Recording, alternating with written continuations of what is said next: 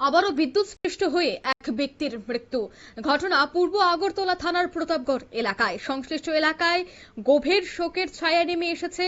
জানা গেছে যে নিজ বাড়িতেই নাকি বিদ্যুৎস্পৃষ্ট হয়ে মৃত্যু হয়েছে অমৃত চক্রবর্তী নামে এক ব্যক্তির। তার বাড়ি প্রতাপগড় এলাকায়। সে নিচের বাড়িতেই বিদ্যুতের কাজ করতে গিয়ে এই বিপত্তি বাধে।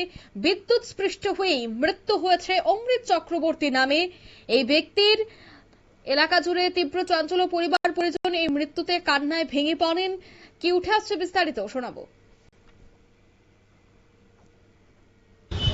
কাজ সেরে বাড়িতে আসার পর আমারই জ্যাঠতো ভাই আসার পর বাড়িতে একটা কারেন্টের তার নিয়ে মানে বাইরে আলো জ্বালানোর জন্য বাথরুমের দিকে কাজ করার জন্য যাচ্ছিল। তখন হঠাৎ করে কারেন্টের তারটা এক জায়গায় লিক ছিল বলতো, ওইখানে লেগে মানে শর্ট সার্কিট হয়ে সঙ্গে সঙ্গে এই হাতটা বা হাতটা এই জায়গাটা জলসে গেছে এবং মাটিতে পড়ে যায়। তারপর সঙ্গে সঙ্গেই হসপিটালে নেওয়া হয়। আইজিএম হসপিটালে নেওয়ার পর মৃত বলে ঘোষণা করা। কি নাম? অমৃত দাস।